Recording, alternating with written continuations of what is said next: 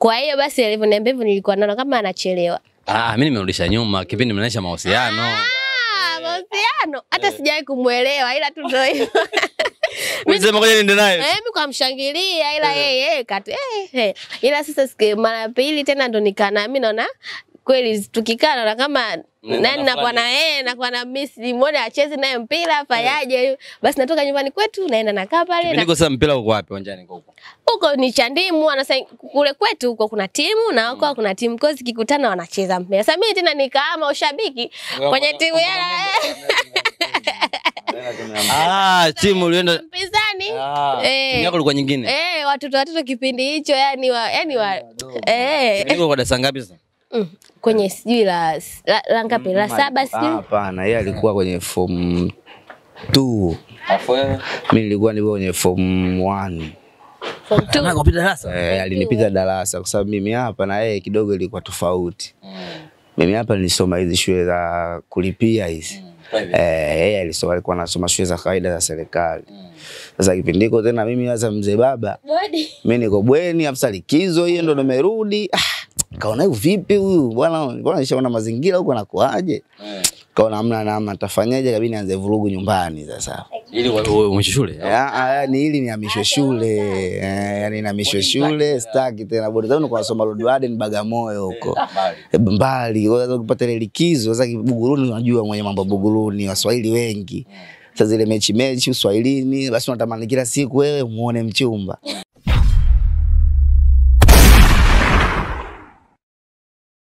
Mambo vipi na karibu mfuatiliaji wa YouTube channel ya Nyundo TV. Ni muendelezo kwenye kile ambacho tumekianzisha, mazungumzo ama exclusive interview na wasanii ambao kwa hakika naweza nikasema ungetamani kuwasikiliza ama kuwatazama juu ya mazuri ambayo amekuwa akiyafanya kila kukicha. Na nikwambie tu ya kwamba muda huu nimejaribu kuzungumza na wasanii takriban wote ambao wameshiriki kwenye tamthilia ya Kombolela.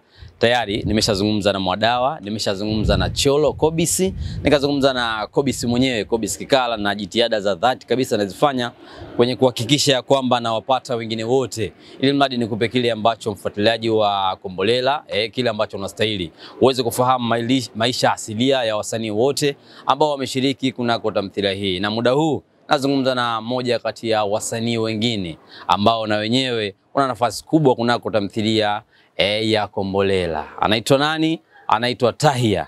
Ni mwanadada ambaye ni mtoto halali kabisa wa mama ambaye anafahamika Chiku kwa jina la Chiku. Ni msanii wa muziki wa taarabu. Mama ambaye ana kipaji kikubwa sana kwenye kuimba, lakini familia, maisha kwa ujumla, mumewe hataki aimbe. Nazungumza na Tahia tuambie vile ambavyo ameshiriki kwenye tamthilia ya Kombolela, lakini exclusive ambayo nimekuta hapa bwana Tahia ni mke wa mtu. Pembeni pale unaweza kashangaa ni nani pale, yule ndo wa shemeji ambaye ni mumewe. Tahia vipi mambo? Safi. Uko poa? Niko poa. Shemeji mambo yanaenda? Nashukuru Mungu mambo yanaenda. Tuanze wapi? Tuanze kwa mwanamke, tuanze kwa mwanaume? Anza kwa msanii. Sawa, kwa msanii. Na mengi ambayo ningetamani kuuliza na hasa tuanze na jina ambalo umetumia kwenye tamthilia ya Kombolela. Kubwa zaidi kuhusiana na maisha kidogo na tamthilia ama kazi ya Kombolela. Jina la Tahia ndo jina ambalo wazazi wamekupa ama kuna jina lingine ila mule ulivyokuja ukaambiwa bwana wewe utaishi kwa jina Tahia? Mimi naitwa Walda Sefu Mgeni au Walda Sefu Vingwele. Watu wengi wanajua kwa jina la Walda. Lakini Tahia nimelipata kwenye Kombolela. Yani ndo limenipeleka mjini, ndo jina langu la kutafutia ugali Tahia. Familia kwa ujumla, tuna mume hapa. Tuna watoto wangapi? Ndoa yetu imeana miaka mingapi mpaka sasa? Watazamaji wangetamani wafahamu. Mimi na mtoto mmoja, mtoto wangu ana miaka 3 na ndoa yetu ina miaka 3 pia. Miaka 3. Mzee hongera bwana, miaka 3 umedumu kwenye ndoa. Nashukuru Mungu, jambo jema. Unawezaje kuvumilia maisha nyumbani, kupika, unajua majukumu ya mama na majukumu ya mke na kazi. Wewe kama mume unawezaje kuvumilia hiki kitu? Kwanza yeye mwenyewe anajua majukumu yake. Sasa kama kuna siku inaingia na mambo ya kazi, basi hata mimi mwenyewe nishajiandaa na kuwa na utayari kwa sababu najua mke wangu anafanya shughuli fulani. Kwa hiyo kama anakuepo hayupo, hamna namna, tunaangalia option ambayo inaweza kufanyika, lakini uzuri wake nashukuru Mungu alhamdulillah. Mke wangu ni mtu ambaye anajua majukumu yake na nje ya kazi zake ni mama mzuri pia kwenye familia yake. Usanii una changamoto nyingi. Kama mume, changamoto zipi ambazo huwa zinakukwaza sana? Tunawachana wale ambao wanajipenyeza kwenye ndoa yenu. Kweli kwa sababu ni msanii ambaye anaonekana na kama unavyojua msanii anaonekana sehemu nyingi tofauti na nchi yetu ya Tanzania kuna watu kibao DM yake sometimes inakuwa na message nyingi ashiria mbali huko anapoenda pia kazini watu kibao mtu atamani kumjua Taia ni nani. Kwa hiyo ni changamoto ambayo mimi mwenyewe nilishajiandaa kisaikolojia kwa sababu ni kabla sijamuoa nilimkuta ni msanii. Kwa kama nilimkuta ni msanii na hata mimi pia nilikuwa mwana michezo basi tumekubaliana hiyo hali na tumeweza kufanikisha jambo letu, lakini ni changamoto ambazo za kawaida sometimes zinaumiza, lakini namshukuru Mungu nimekuwa muelewa sana, naelewa nini anafanya. Hakika wewe ni shabiki wa kile ambacho Taia anakiigiza kwenye tamthilia? Mimi ni shabiki namba 1 wa kile ambacho anafanya kwenye tamthilia. Kuna vitu ambavyo anavifanyaga kwenye tamthilia Kombolela actually wewe vipendi tumchane mwenyewe akiwa anasikia? Uzuri wake kama kuna vitu ambavyo mimi nakuwa sivipendi au navipenda huwa namwambia. Yani mimi nakuwa ni mshauri namba 1 kama kuna kitu kafanya vizuri namwambia hapa umefanya vizuri. Lakini kama kuna sehemu naona kabisa hapa asivipendi ndio hivyo. Unajua kazi sometimes inataka hivyo. Kuna vitu ambavyo vinatokea pale kazini unafanyaje na kazi inataka vile. Kwa hiyo inabidi kwanza ukubaliane na ile hali. Unaibeba wewe ule usika wake unakubeba wewe. Alafu pia unamuelewa kwanza anafanya nini. Basi ndio hicho tu kikubwa. Kuna kitu ambacho alishawahi kuigiza ukasema najivunia kuwa na mke msanii, hiki ambacho amekifanya mimi nimekifurahia kwa 900%? Kwanza amefanya familia yetu kujulikana. Mimi yeye na mtoto wetu. Napenda kile ambacho anafanya. Na kitu ambacho kila siku anafanya mimi huwa kila siku nafuatilia tamthilia ya Kombolela. Nafuatilia kwa sababu gani? Nafuatilia kwa sababu yake. Kwa vile ambavyo anaigiza napenda. Ni vile mtu ambavyo yeye anafanya na mimi napenda. Napendezewa navyo sahihi kabisa. Changamoto ipi ambayo mara nyingi huwa inakukwaza kwa mkeo kuhusisha kazi na ndoa ama na familia? Changamoto ambayo ratiba ya kazi. Sometimes ratiba ya kazi kuna scene za usiku unajua alafu mimi ndo nipo na mtoto sasa unajua ile kitu sometimes inakuwa inaboa lakini ndo hivyo kazini mtoto sometimes unakaa naye au sometimes tutamchukua mtoto tunampeleka kwa bibi yake kwa sababu usiku mke wangu labda yupo kesho mtoto atahitajika kwenda shule.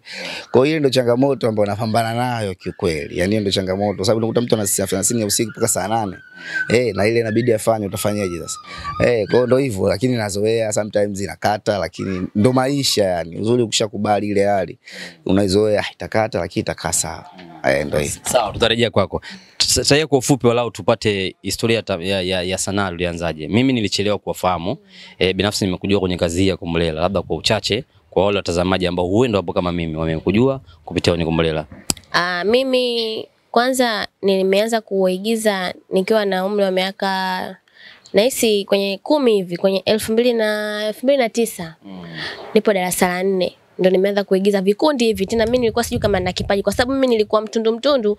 Anko wangu babangu yani mama yangu na huyo ni mtu na kaka yake ndio alinichukua akanipeka kwenye kikundi hicho ambacho kilikuwa kinamilikiwa na Auntie Ezekiel na kuna mtu mmoja naye anaitwa Atman ndio alikuwa producer wa hilo kundi. Kipindi hicho mambo ya vikundi sanaa ya vikundi na tamthilia yangu ya kwanza nilifanyaga mapito ilikuwa inaonyeshwa channel fulani hivi ilikuwa inaonyeshwa ikakatishwa.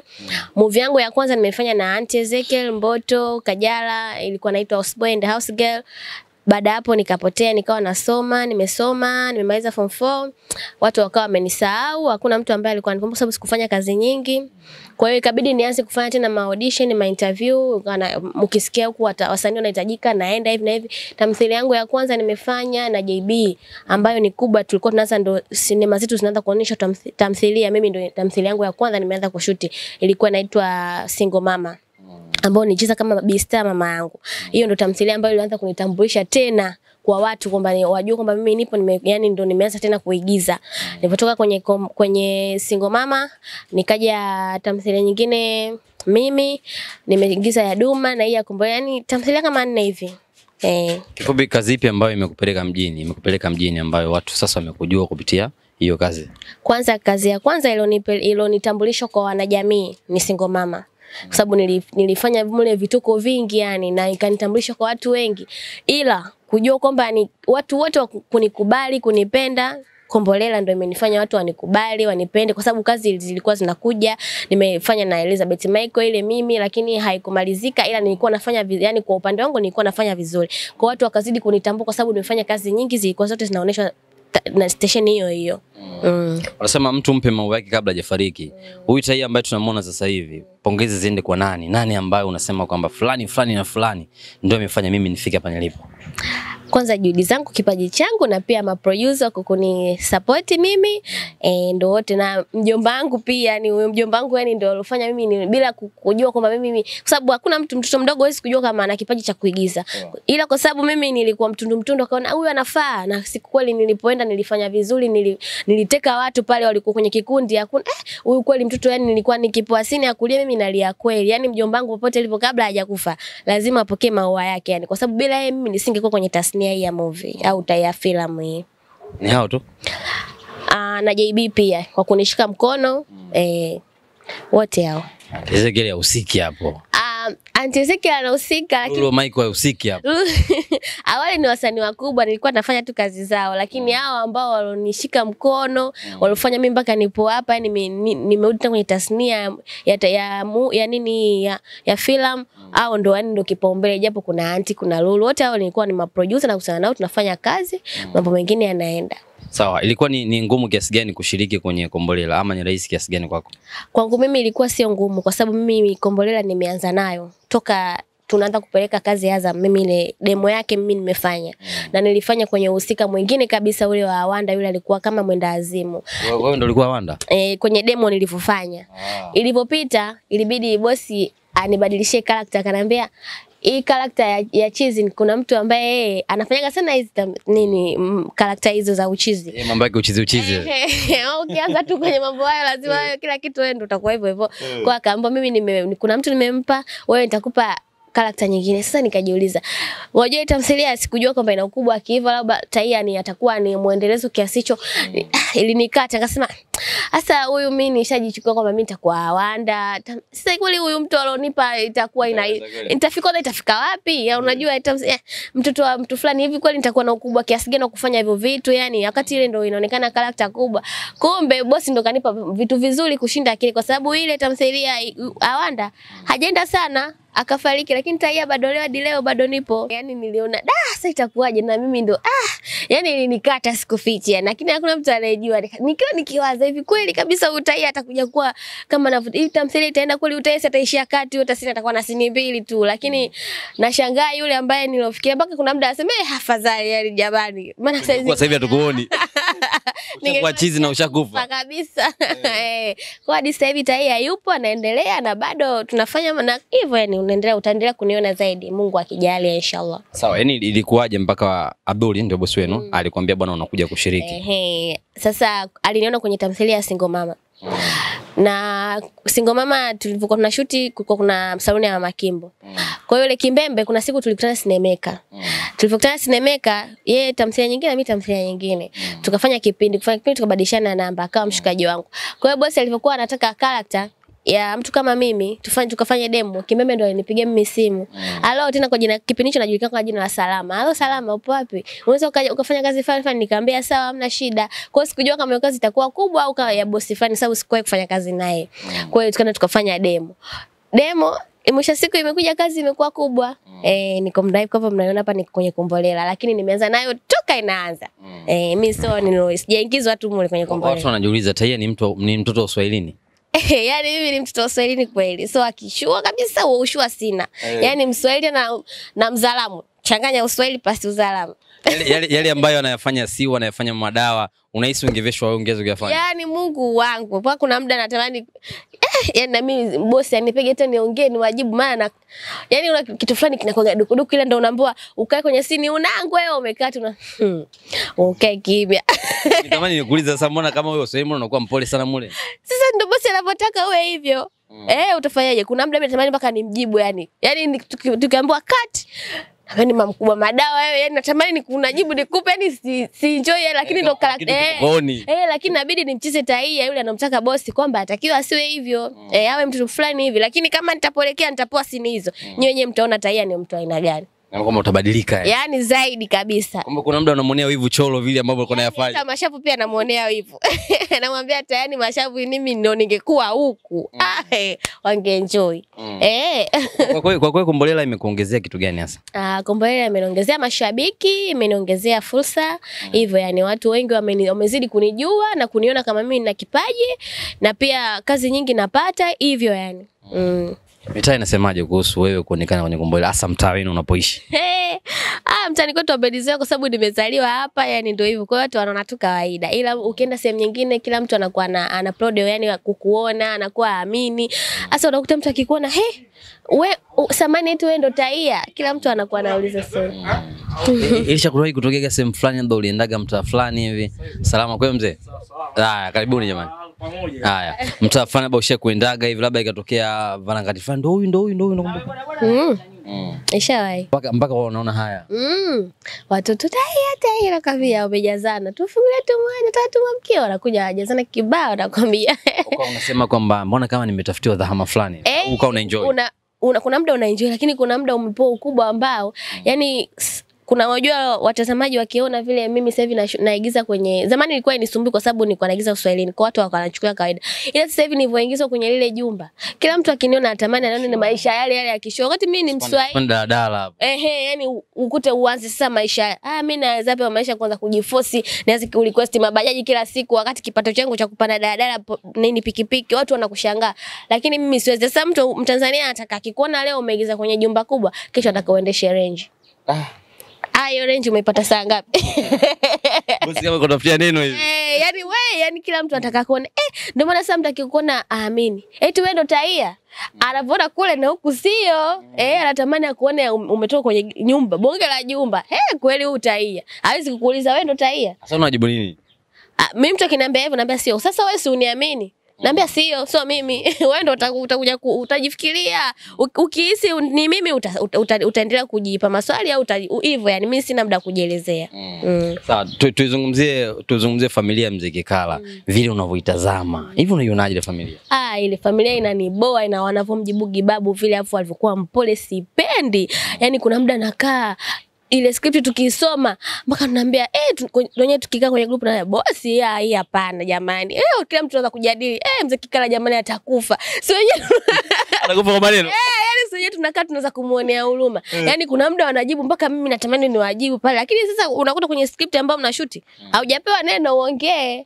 Yani mimi mamdogo basi mamdogo sio ni boa nakwambia ila ndio utafanyaje. Unakuta sasa sisi mimi kwanza kitu ambacho yani kinaniuma yani naona na feel kweli kabisa vile wanavyo mamangu anapeleka kila kitu pale alafu bado anawasaidia yeye bado anamdhiaki yani kinaniuma kila kitu yani nakibeba kiukweli kabisa inakuwa inaniuma gani natamani niwajibu lakini sasa ndio hujaambiwa ujibu wewe sio huyo wewe Taia kwenye yale ambayo unaigiza au yale ambayo unapitia kwenye tamthilia Kombolela ushawahi kuexperience kwenye maisha yako kawaida labda kuna familia yenu fulani hapo kama vile kuna mtu kama Mwadao mtu kama sio kama Mzee Kikala Uswahilini huku hiyo familia ipo tunaona lakini ile Kikala imezidi ila huku tu kawaida ugomvi wa watu wanaonunua hiyo kawaida familia unakuta mtu akipigwa mmoja watu wanaingilia yani wewe usisubutu yani kama ndo umekuja umepanga mwenyewe uko peke yako umempiga mtoto wa mtu yani wewe aulali familia nzima wewe ndio utajua. Mtani kwenu. Uguluni huko. Uguluni. Nani pale mbale huwa anakukwaza sana? Pale anakukwaza sana kati ya wale wote wa familia Mzee Kikala. Kobisi. Kobisi? Kobisi anakuwaza nini sasa? Ananiboa sana. Linajiendekeza wewe ni mjomba kila nikimwani na kila siku mimi kila nikienda kwa babu namkuta yupo ndani. Yani naumia. Alabeti. Yeye kila siku yeye ipo pale ndio yani Kobisi ananiboa jamani. Kobisi na mamkuu Mwadao. Unajua mimi na mamkuu Mwadao azinoge. Yani mimi mpaka tukipoa sini nikijiona kabisa na mchamba naambia leo utakoma. Yani kama kuna sini niliambiwa yani leo utamjibu nilifurahi kila siku ambayo kuja kwenu. Yani kila mtu anaisoma ile sini Cholo ananiambia ongezea hichi. Yani tumchambe leo mpaka imuume. Asi alikwambia si umbebe vile. Eti ananiambia tuje kumbega mimi ni mbebe leo atatambaa huyo. Yes kazoea kiwa kwako yani ule si alinizimiaga hata wakati nasoma. Afu hapa umesikia maktaba hapa sasa nitoka siku ile mimi na kinyongo na mamkubwa Mwadao. Yani azipicha aziendi. Sasa pale baada ya kushuti vile au baada ya ukamwambia nini pale? Nimekunyosha au kumwambiaje? Kaambia naye kanaambia hivi unaninyosha mimi? Subiri na kutafutia mineno hiyo. Ndio mara wewe mama kama mbona umebega kama kuniza nyongeza. Jingine hata sijaandikwa kwa sababu sisi tunachamana ganje kama yani si ni leo mama nakukomesha. Mama ananiambia subiri uone. Kwa unakuta sini na kuanzui kwa sababu sisi wenyewe tu tunabisha tunapaniana na wewe mama mkubwa wewe unanioneaga leo nimeamua nikujibu. Kwa sasa mwisho wa siku ile familia nini ambacho kinaenda kutokea sasa? Kuna neema yote utaipata au maisha ndio hadi unakufa hapo vile? Neema gani? Mamangu mwenyewe kutoka hataki ndo. Kwanza kila siku ipo kwa hiyo baba akufikia. Unafikiri hiyo neema itatoka wapi? Ila akibadilisha mawazo akisema arudi kuimba akinisikiliza mimi, inaweza neema ikarudi. Lakini kwa pale akisema nganganie pale, hakuna kitu kinachoendelea. Kwa kwenye maisha ya kawaida yale ambayo mamako anapitia, unahisi ni sahihi kweli? Kwa upande mwingine sio sahihi, kwa upande mwingine sahihi. Sahihi kwamba familia yake yeye ndio inamtegemea. Kwa sababu pale mimi naona kina mjomba zangu, mama zangu, wote hakuna wanachofanya na babu anatakiwa asaidiwe. Wewe umerudi pale. Labda kwa mfano yeye ndio ana kipaji, wewe huna kipaji.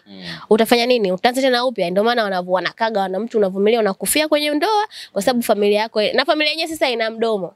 Yaani haijali unachokifanya. Hawana jema. Hawana jema. Lakini kwa upande mwingine huwezi ukakaa ukavumilia mateso kama eti kisa kwa sababu ya pesa au familia yako ya kimaskini. Lazima utoke ukajitafute kwanza. Yaani Mwenyezi Mungu anakupangia riziki yako ipo. Hata kama utapata mwanaume ambaye ana kipato kama kile, lakini anaweza akajali familia yako 10,000 hata kama ndogo itawatosha tu kuliko kungangania sehemu. Alafu sasa kikubwa mama ana kipaji. Sijui kwa sababu gani anangangania kukaa pale kwa sababu ndo mdogo wangu asome au kwa sababu sisi tunasoma, yani sijamuelewa. Ndoa. Sasa ndoa gani kama vile haina furaha? Ndoa gani kama ile haina furaha? Ni watoto, yeye ni mtu mzima. Ndio maana sisi tunaambiwa tunaimba mashairi. Maana mimi na Cholo tunaambia yani hao kwa mashairi wananiboa. Sasa tufanyaje? Hatuwezi kumpiga yule mkubwa ili tumpe maneno ya kikaa afikiria kwamba sisi tunaumia. Yale maisha sio turudi tu kwa bibi. Japo mimi mwenyewe sipapendi kukaa kwa babu kwa sababu ya wale kila mama mkubwa. Turudi tu tuanze upya, tutavumilia tutazoea. Lakini kweli maisha ambayo mnaishi kule kwa baba yenu kwenye gorofa ndo mamako anarudi. Utajisikiaje kweli? Vibaya ila nitazoea nipo kwetu lakini siwezi kufanya hapo wakina mama mkubwa wananyanyasa kushinda lile jumba.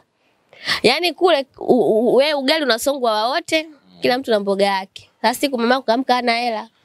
Si ndio unaingia kwenye uchangalamu? Mtu anakuambia njoo hapa kila siku unachukua chips. Hujaharibika? Na unakuwa kama mashavu. Unakuwa kama mashavu. Lakini kule lakini mama anapigwa mimi huku nakula. Yeye anakong'otwa mimi huku nakula. Maisha yanaenda. Lakini maisha yanaenda kina nashangaa kila siku namshawishi mama yako nani kwa sababu mimi nampenda mama yangu namuonea huruma ndio maana namwambia arudi tu tuanze upya. Kufariki kwa bibi yako Bikikala. Kuliuma sana. Maana yeye ndo alikuwa mtetezi wetu. Mimi hata kama kina mama mkubwa wananifanyia vipi yule ndo alikuwa ananitetea sana. Nilikuwa na yeye nilikuwa na furaha sana. Lakini tena inabidi tena yani muda wake umefika Mwenyezi Mungu amemhitaji utafanyaje? Kwa hiyo ndo maana ile familia imezidi kwa ya kichizi. At least bibi alivyokuwepo kipindi kile kidogo kuna mambo mengine alikuwa yani ana save. Sasa babu unajua watu wa kike ndo wanazingua sana. Afu yeye mwanaume hawezi vitu vingine hawezi kuvifanya. Lakini bibi alikuwa sengine ikitokea tatizo anaweza akaingia ndani akaambia kama vipi kama hajafanya kazi wainuke hivyo hata kama alikuwa ndo hawamsikii lakini kidogo walikuwa wanamuelewa yule mama yao lakini babu vitu vingine hawezi kuvifanya. Yesu na bibi mwingine Bi Msumi. Yule Jet Li japo ndo hivyo hatujui lakini yani angekuwa na nzuri ati lakini yule Jet Li mwenzangu hapana mimi bado sijapo japo ndo kwenye script inabidi nimkubali ni bibi yangu. Bibi Mwanga unajua? Mimi bado sijajua lakini tunao nyumba nzima kasoro mzee Kikala naona. Na shida akasukwa. Akasukwa kinywele hapa kama nani sio kama ni Mitego. Nyumong. Ndio hivyo ndo. Sini gani ambayo ukifikiria vile ambavyo umeigiza kuanzia season 1 hadi huko unasema ile nilinyosha. Yaani mwenyewe ukikaa ukijitazama unafurahi. Kuna scene ambayo mimi nasoma na zimewataa na mama mkubwa. Ile ni nilijisikia vibaya kweli hiyo season 1. Unasoma afu anakuambia hapa kwani maktaba na kuzimia taa. Mara sijui umetoka shule ukuti chakula, kila mtu kashakula kivyake hivi yani na season 2 kienda pale mama anapeleka misaada mwisho wa siku anamchamba yani wanajisikia vibaya sana. Najiona kama kweli vile. Lakini hayo yote ambayo unaigiza hujawahi kupitia kwenye maisha yako? Hapana sijawahi. Hata moja sijawahi kulipitia. Hujawahi kuteswa wewe mtu kuzimia taa hujawahi kupitia kwenye nyaswa? Hawahi kabisa nizimia taa mimi nimepoa. Sasa ufanyaje mtu hivyo? Unategemea mdomo? Hivyo. Sasa unizimia taa kwa sababu gani yani? ila kwa sababu yule tai abidi hawezi kuwa hivyo, ila mimi hapana. Sasa tumzungumzie nani ambaye tujamzungumzia hapo? Tushamzungumzia mama yako, tumemzungumzia Mzee Kikala. Cholo, kubadilika kutoka kwenye tabia hili ambalo kwa mwanzoni na sasa hivi amekuwa mtu mmoja msarabu. Unaona ni walau afadhali kidogo? Afadhali, lakini kwa wale wa kule nyumbani haiwezi kuwa afadhali. Yani ila kwa sasa hivi afadhali kwa sababu walipokuwa naelekea kule mambo ya kuvuta mabangi sio vizuri, yani kutumia mambo mengine ambayo yasiofaa, alikuwa anakunywa pombe wakati alikuwa bado ni mdogo. Lakini sasa hivi mbona Cholo anaonekana handsome boy. Kipindi kile anaonekana muuni, yani hivyo rasta nini. Ila mama kafanya mpaka amerudi kuwa kwenye uhalisia kuwa kama mtoto. Ni vizuri kubadilika. Unajuta babako kumuingiza kwenye familia? Fungulia geti pale kaleta shida. Yaani leo wewe unakuja kuzingua. Mimi hata kama mimi ndo nimemwambia tunakaa sehemu fulani, yaani asingepaswa kuja kufanya vurugu. Yaani kama kaja kukomoa afu mimi nimeonekana mimi sasa ndo nimeleta shida. Yaani angekuja tu angekuwa tu mstaarabu na kuja kuona watoto basi. Hata kama na jambo lako kidogo lazima angemfikiria angerudi. Sisi wa mgombea watuhusu. Mimi babangu akirudi mimi naridhika na furahi kabisa. Kwa hiyo unafurahi mamako wewe na babako? Au awe na baba yule balozi? Awe na baba balozi afu na babangu. Wewe ndo mama yako sasa ungefanyaje kati ya wawili? Ningerudi tu nyumbani na kusema watoto hawajui hilo. Mimi ningerudi nyumbani sitaki yoyote. Ila watoto wao wanataka baba yao, wamemzoea yule. Sisi tumeondoka, mimi niko sekondari, mdogo wangu alikuwa, wote tunajielewa. Kwa lazima tukae hata kama nyinyi mtafanyana vitu gani. Sisi yule babai tu nyinyi mtajua yenyewe na matatizo yenu. Kwa kuna muda na miss labda ile jumbo utatoka saa ngapi. Wewe njoo dingi tu niangalie. Sasa dingi kazidisha. Kambada tu ikatia na mchele. Nataka mpenzi wake. Kwa siku Taia nahisi bado tunaye na tamthilia Kombolela bado tunaishi leo la kesho. Yani bado mnayo mnatamba nayo. Yani tulieni tu kazi yenu kifika Ijumaa nyie washeni tu sinema zetu 106 mtu angalie. Tumalizie. Kuna mtu enda kajiuliza huyu Taia akimwangalia muonekano na vile ambavyo anashiriki kwenye Kombolela ni mtoto, kama vile ambavyo una dress, kama vile ambavyo mtu anakuangalia. Alafu ameolewa. Alafu ana mtoto, inawezekana vipi? Si unajua si wengine visura vitu vya baby face, visura vya kitoto. Lakini mimi ni mkubwa tena naelekea kuwa shangazi. Na ndo baba watoto. Tena sasa hiyo miaka ndoa ni 3. Ila tuna miaka sijui 8 huko ya uchumba. Nyie ndo mtajaza. Wewe ulianza mkiwa shule? Umesoma wote mzee wangu? Hapana, tumesoma shule tofauti ila makuzi tumekulia sehemu ambayo ndo hiyo yani. Tofautisha ni mtaa mbele na mtaa nyuma tu. Historia kwa fupi ilikuwaje hadi ukampata Taia? Ulijipenyezaje kwenye maisha yake? Ni story ndefu sana. Ni story ndefu. Usiseme. Kidogo tu. Yaani kipindi kile alikuwa anasoma na mvizia njiani au kama hivi na hivi ulikuwa unamfundisha tu hivyo. Hamna mambo tu ya mipira Uswahilini. Unajua mipira Uswahilini? Sababu mimi ni mchezaji. Kwa mpira Uswahilini ile kwenda kumshangilia. Naangalia nje naona kuna maua. Vipi? Sasa kuna ua moja likanipendeza. Si unajua? Ua moja likanipendeza. Sasa naangalia ngaona mpira ukiisha itabidi na mimi nitafute mechi nyingine. Basi ndio ikaanza safari ya maisha yangu mimi na Mama Aiguli. Sasa mimi napenda kumuita Mama Aiguli nje na jina. Anaitwa Aiguli? Mwanangu anaitwa Aiguli. Mama Aiguli. Kwa namuita Mama Aiguli. Sawa. Mama Aiguli, ile siku ambayo mzee wangu anakufuata ya bwana nataka tuanzishe maisha. Wewe unajisikiaje? Ni hicho si ndo nakwambia nilikuwa nampenda vipi nilikuwa nachelewa. Ulikuwa unalea? Nilikuwa nalea mtoto mdogo, yani nimetoka kujifungua, ndo kama hivi mtoto anatoka 40 mimi ndo nikaolewa. Kwa hiyo basi alivyoniambia hivyo nilikuwa naona kama anachelewa. Mimi nimerudisha nyuma kipindi mnaonyesha mahusiano. Mahusiano hata sijawahi kumuelewa ila tu ndio hivyo. Unasema ngoja niende naye. Mimi kumshangilia ila yeye ila sasa siku mara pili tena ndo nikana mimi naona kweli tukikaa na kama nani nakuwa na yeye nakuwa na miss mmoja acheze naye mpira afanyaje, basi natoka nyumbani kwetu naenda nakaa pale. Niko sasa mpira uko wapi uwanjani huko? Huko ni Chandimu, anasema kule kwetu huko kuna timu na huko kuna timu kozi kikutana wanacheza mpira. Sasa mimi tena nikaama ushabiki kwenye timu ya timu ulienda mpinzani. Timu yako ilikuwa nyingine? Watoto kipindi hicho yani niko kwa darasa ngapi sasa? Kwenye sijui la ngapi la 7 sijui. Hapana, yeye alikuwa kwenye form 2. Mimi nilikuwa kwenye form 1. Form 2. Akapita darasa?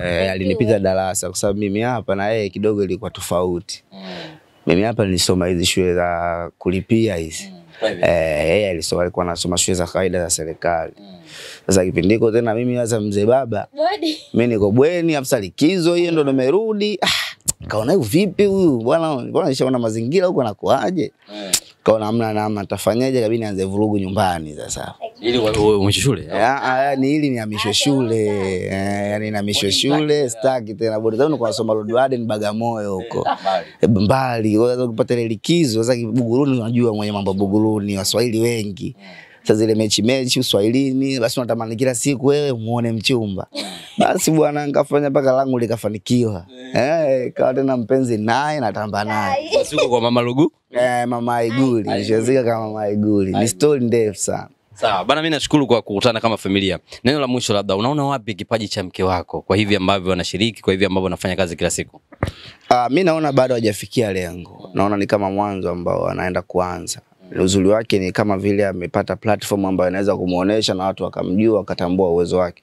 Lakini bado ana safari na kama kuna watu wanamuona basi watu waendelee kumsupport kwa sababu kipaji hakiwezi kufika bila kufikishwa. Kwa hiyo waendelee kumsupport, waendelee kumpa kazi hivyo kwa sababu yeye mwenyewe ana lengo fulani, anatamani kufikia sehemu fulani, anatamani apate tuzo, hajawahi kupata tuzo toka anafanya shughuli zake. Kwa bado naona hajafikia lengo ila naendelea kumuombea ili afikie pale ambapo anataka kufika. Sahihi. Sawa, neno la mwisho sasa zungumza na watu ambao wanampenda Tahia, watu ambao mama nani jina nao gumu? Aigul. Hili jina kama likigolea hili. La Turuki. La Turuki. Sawa, zungumza na watu ambao wanampenda Mama Aigul, kile ambacho anakifanya kwenye tamthilia ya Kombolela, zungumza na washabiki wenu wa kila siku.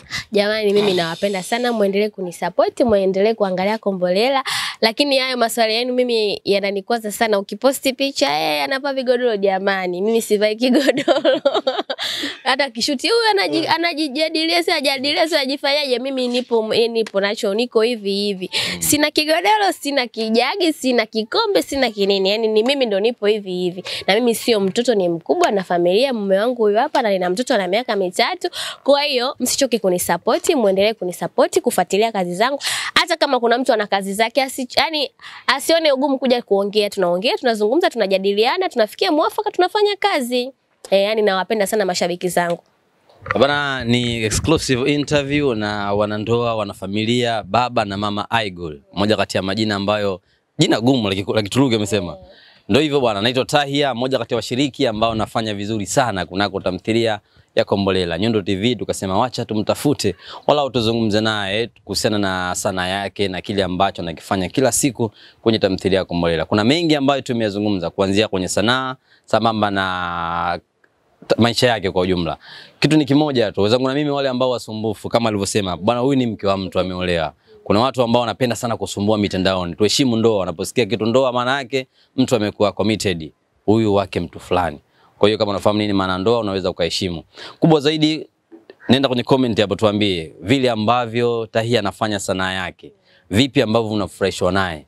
Wapi ambapo wamekukosha kuanzia siku ya kwanza ulipomwona kwenye kazi yoyote mpaka muda huu kwenye Kombolela. Nenda mwambie bwana ulipofanya hivi sehemu fulani mimi nimemfurahi ama mimi napenda. Msafara wa Mamba na Kenge wakosi. Kama kuna namna yote ambayo imekukwaza pia nenda kamchane hapo kwenye comment. Bwana sehemu fulani ulifanya hivi mimi sipendi. Vile ambavyo unafanya hivi mimi nimechukizwa. Atatafuta muda wake atakuja kusoma hizi comment na kama ikihitajika abadilike au afanye changes yoyote kupitia comment yako itakuwa imemsaidia zaidi. Hii ni interview ya Nyundo TV. Kama ndo mara yako ya kwanza kutazama video kunako YouTube channel yetu hii, basi usisahau kusubscribe. Thanks for watching.